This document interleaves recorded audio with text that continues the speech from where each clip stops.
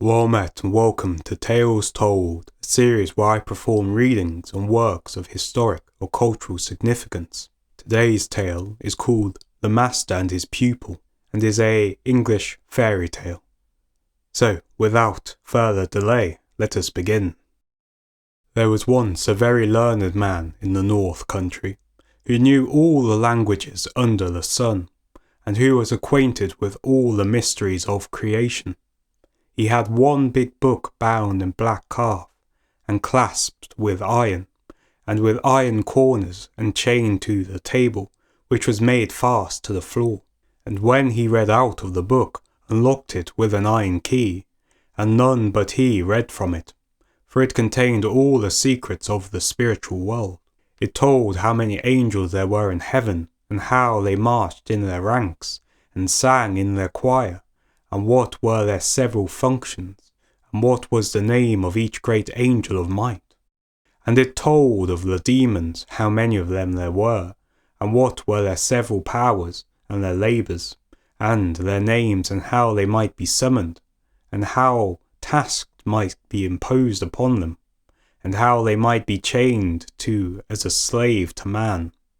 Now the master had a pupil who was but a foolish lad, and he acted as servant to the great master, but never was he suffered to look into the black book, hardly to enter the private room. One day the master was out, and then the lad, as curious as could be, hurried to the chamber where his master kept his wonderful apparatus for changing copper into gold and lead into silver, and where was his mirror in which he could see all that was passing in the world, and where was the shell which had held to the ear whispered all the words that were being spoken by anyone the master desired to know about. The lad tried in vain with the crucible to turn copper and lead into gold and silver. He looked long and vainly into the mirror.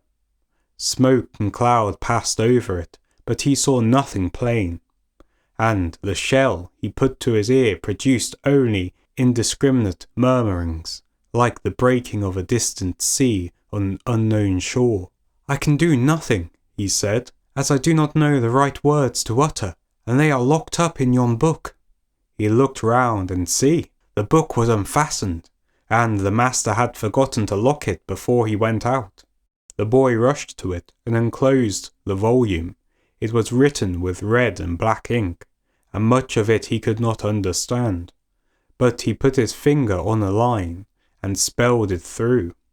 At once the room was darkened, and the house trembled, and claps of thunder rolled through the passage on the old room, and there stood before him a horrible, horrible form, breathing fire with red eyes like burning lamps. It was the demon Beelzebub, who had called up to serve him. "Set me a task," said he, with a voice like roaring of an iron furnace. The boy only trembled, and his hair stood up. "Set me a task, or I shall strangle thee." But the lad could not speak. Then the evil spirit stepped forwards, and put forth his hand, touched his throat. The fingers burnt his flesh. "Set me a task." "Water yon flower," cried the boy in desperation, pointing to a geranium which stood in a pot on the floor. Instantly the spirit left the room, but in another instant he returned with a barrel on his back, and poured its contents over the flower, and again he went and came, and poured more and more water, till the floor of the room was ankle deep. "Enough, enough!" gasped the lad, but the demon heeded him not. The lad did not know the word by which to send him away, and still he fetched water. It rose to the boy's knees, and still more water was poured. It mounted to his waist, and Beelzebub kept on bringing barrels full. It rose to his armpit, and he scrambled to the tabletop. Now the water in the room stood up to the window and washed against the glass, and swirled around his feet on the table. It still rose. It reached his breast. In vain he cried. The evil spirit would not be dismissed, and to this day he would still be pouring water, and would have drowned all of Yorkshire. But the master returned on his journey that he had not locked the book, and therefore returned. And at a moment when the water was bubbling about the pupil's chin, rushed into the room and spoke the words which cast Beelzebub back into his fiery home. And that's the tale. I think the message to take from this one is to not leave your magical tomes left unlocked around stupid boys. But yes, it was an entertaining read. I hope you as well found enjoyment in it.